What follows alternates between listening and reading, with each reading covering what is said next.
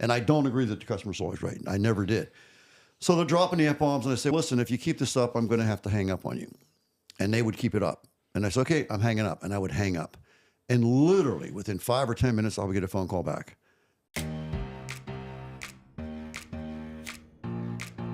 How you can be the greatest salesperson on the planet. Welcome to the Rethink Sales Show. My name is Derek Kelly. I am joined by Jim Shorkey. And Jim, something I wanted to break down with you are the biggest sales myths that people believe. And so I have a little list here on my phone that I want to go through with you. But I thought it'd just be interesting to get your take on, are these sales myths? Are these not? And we'll break it down. So thank you guys. Again, if you haven't, we see a lot of you, probably 90% of you are watching our videos but have not yet subscribed. So please like and subscribe, and we're going to jump in. And so I want to be clear about this. This is something on my mind. I have no idea, not even an inkling of what Derek is going to talk about today until just this minute. This is totally, for me, extemporaneous. I have no notes. I have no books. Derek is going to ask me questions, and I'm going to answer those questions to the best of my ability. And it turns out that that's very good for the brain of a guy recovering from a stroke, being able to speak extemporaneously and learning how to do that and whatnot. So I have no idea what Derek's going to ask me. And that said, these algorithms on the different platforms are what we're trying to manipulate with the likes and the subscribes and the views and whatnot. And the idea would be, and Derek and I were just talking about this before we've gone live here, is my goal is to help one person today. That's my goal. And if I can do that, that brings me great joy. Now, if that becomes 10, then that's 10 times the joy, or 100 or 1,000,000. And so by working the algorithms, we, Derek and I, have an opportunity to help one more person, or 2 or 3 or 4. So that's why it's so important that you like and comment. That's what I wanted to say, comment. You didn't mention that. Like is very important. The comments shows Facebook that you're engaging with us, and then we respond and we're engaging with you. And the more that those things go on, the more Facebook is going to show this message, or YouTube as well, or wherever else we are, which is YouTube, LinkedIn, and okay, all the Twitter, all those. Because guys. what the social media idea is engagement. It's getting people engaged. Yeah. So guys, let us know what your biggest sales myth is in the comments below. What do you hear? And Jim, so the first one, I'll be interested. You might say none of these are myths, right? So the first one is the customer is always right. Is that a myth, or is it true? I wouldn't call it a myth. I just have said it's not true. The customer is absolutely positively not always right. And so we had to understand that. And sometimes they were wrong from the perspective of what they thought might be the best car for them. And by asking the right questions as a salesperson, we were able to make suggestions as to what might be a better fit. And when we did that, that was a good thing, because the client came in wanting A, and we said, yeah, I get that, but we have another option here called C.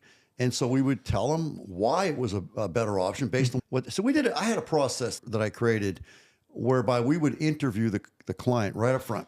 And it would actually hopefully be a sit-down interview, and we would ask their permission to do that. It took about 5 to 10 minutes.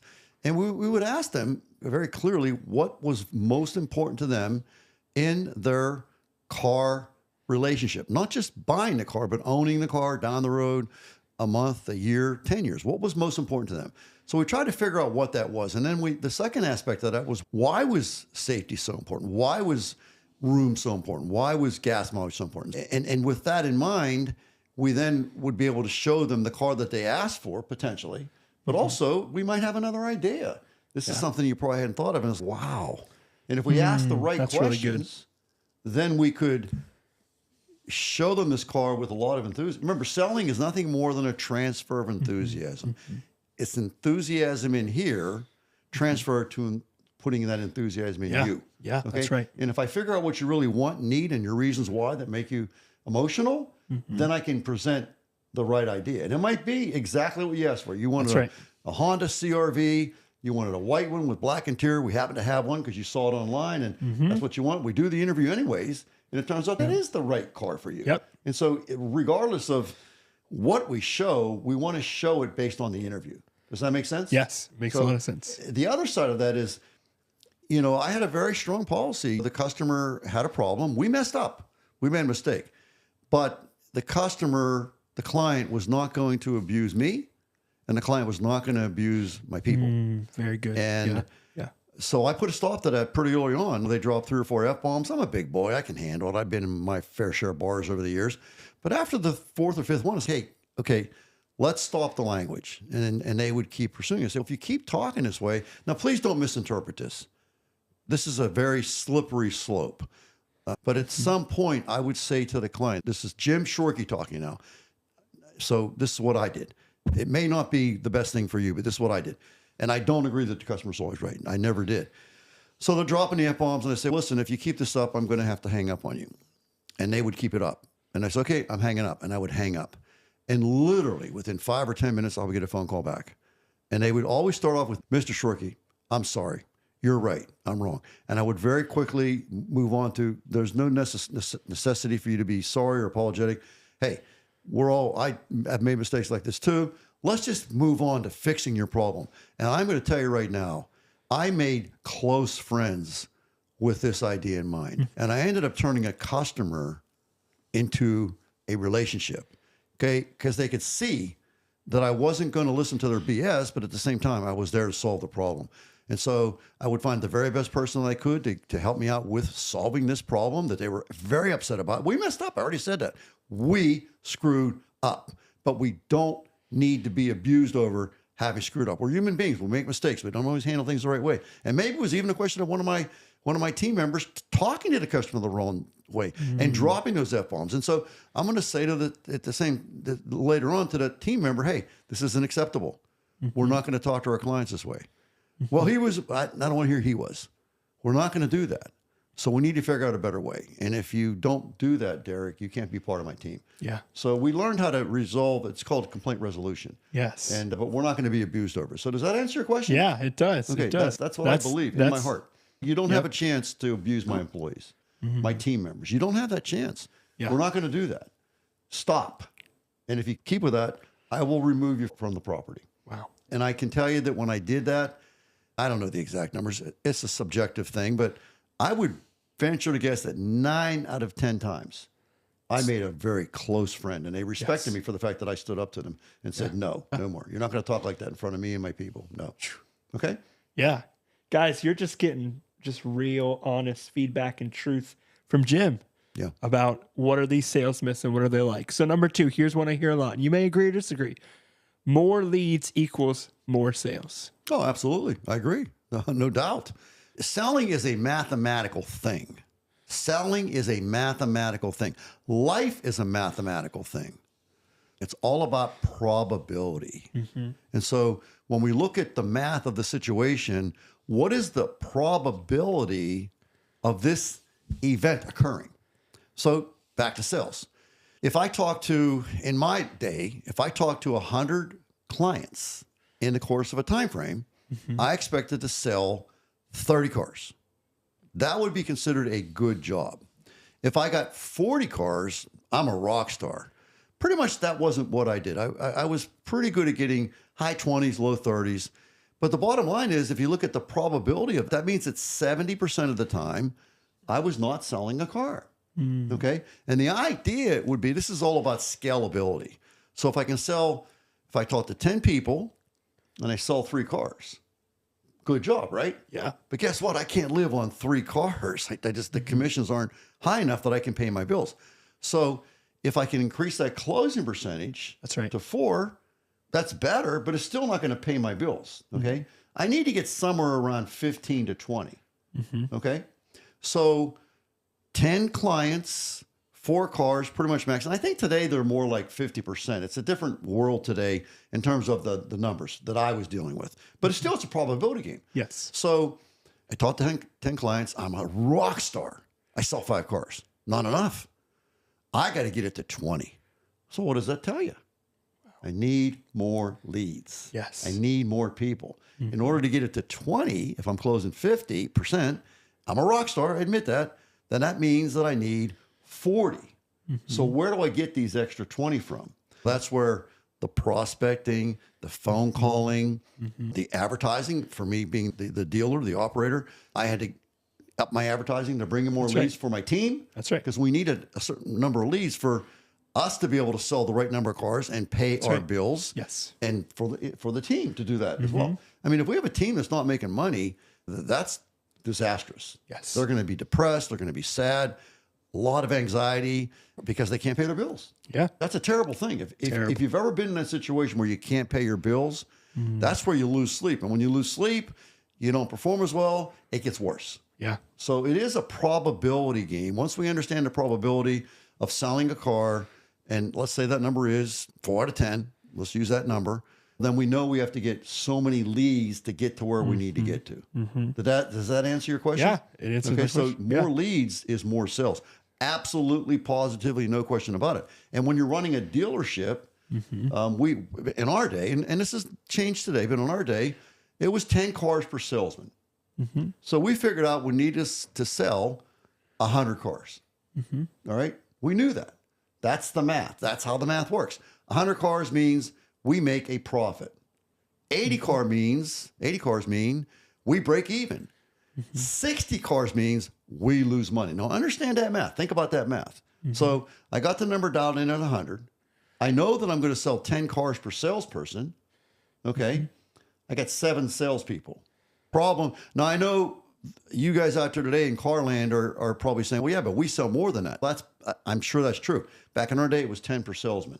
Because you always had people that were selling the 15 to 20, but you also had people that were selling 4 or 5. They were new. We were training them, whatever. Or maybe they were in transition. But the number for us was 10 per salesman. So another way of looking at the math, I've got 7 salespeople. What do I need to do?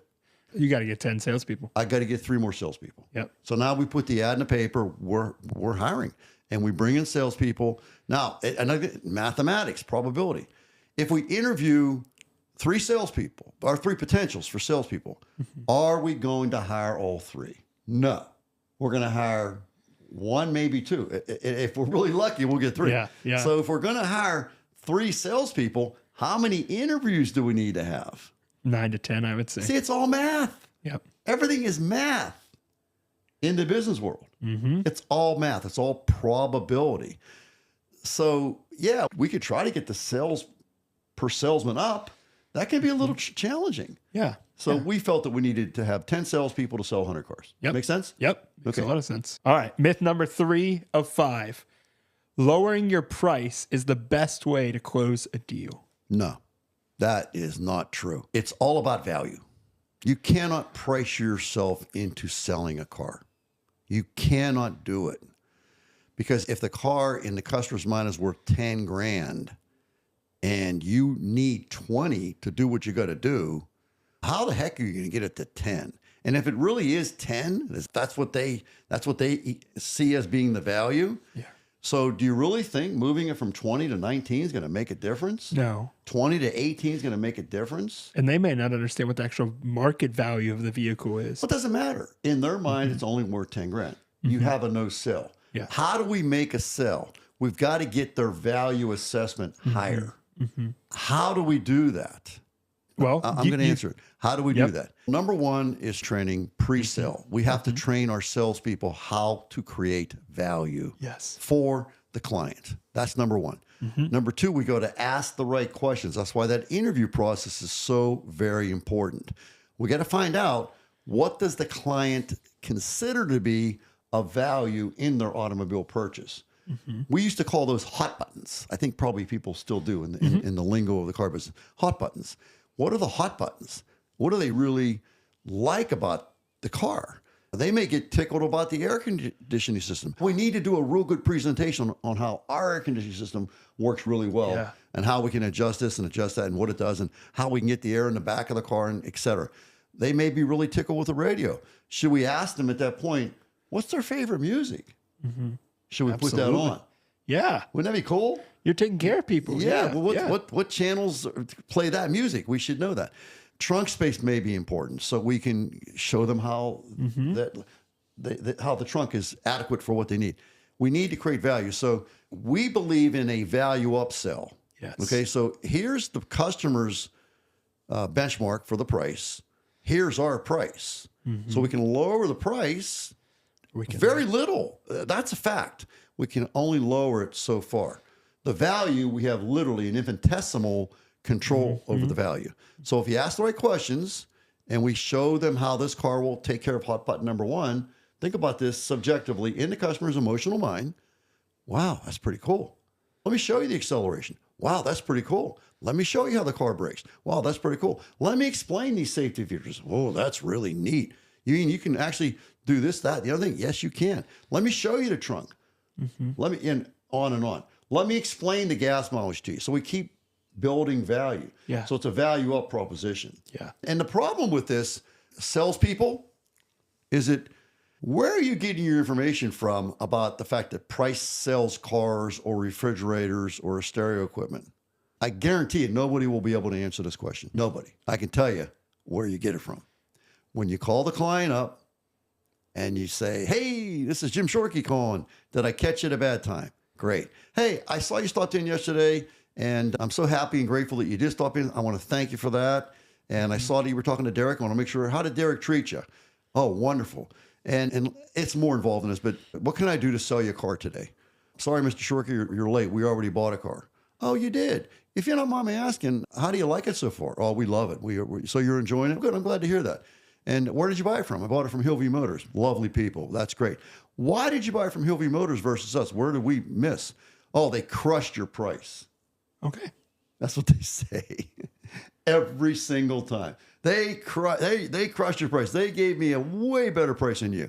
I'm sorry to hear that. Grateful that you got a car, and we'll just have to try harder next time. But they never will ever say to you, they treated me better. They created more value. They hit all my hot buttons. They'll never ever say it's always price that sold them the car. Yes. And it's a fallacy. Yep. It's just not true. Yep. I'm telling you. Yep. It's not true. I've had experiences where people will tell me after the fact, I'm somewhere, and they say, yeah, geez, I'm so happy. And they bought a car from us. And why? Because you guys had the best price in town. I know for a fact we did it. I know. I was running the deal. And I saw the prices they had elsewhere. And we did not believe in meet or beat every day. We didn't believe in that. We believed in value. Yes. We believed, like when a client said to me before pre-sale, well, and then believe me, I love Hillview Motors. Paul Schmizzy is a close friend of mine. So I love Paul. We're buddies. We go to lunch. He's a friend. But they will say to me, I got a better deal at Hillview. If you can meet the deal, then I'll buy the car from you. My comeback was, no, Derek, you don't have a better deal. You have a better price. Yeah, that's right. Let me talk to you about our service department. Let me talk to you about our team. Let me talk to you about the fact that I give you my name and my personal cell phone number.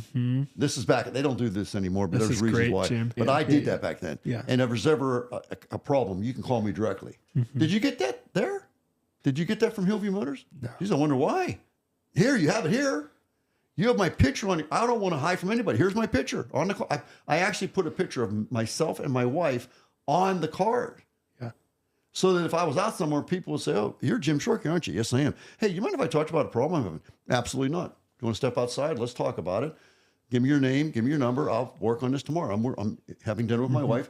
I never, ever felt badly about that. Yeah. But are you getting that down the road? No. So, Derek, you have a better price, but you don't have a better deal. value. I have a better deal. Yeah. You come back, you have services you offer and different things that. It's called Why Buy Here. I come back with Why Buy Here. So, yeah, price-wise, yeah, we may be a little higher. Have you ever had an experience where you got the best price on something, Derek? The very best price. Sometimes and often it's How'd it turn out for you? the quality is not as good. Wasn't a good experience, was it? Yep. It's like that vacation deal. And you show up and it's, we got the other ladies. Like you show up in the freaking place, a mess. The air conditioner doesn't work. You call down to the office, say, hey, the air conditioner's not working. All right, we'll send somebody up. And 2 days later, they show up. You're ready to leave. The service is just no good. Yeah. Ladies and gentlemen, customers, lock this into your brain. Do you think it costs more money or less money to provide great high-quality service? Do you think it costs more money or less money to provide great high-quality service? The answer.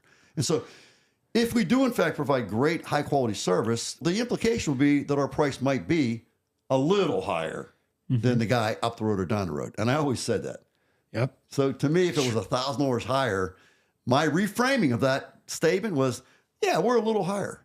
I actually would use nonverbal communication. Yeah, we're a little higher. I admit it. But here's what we do.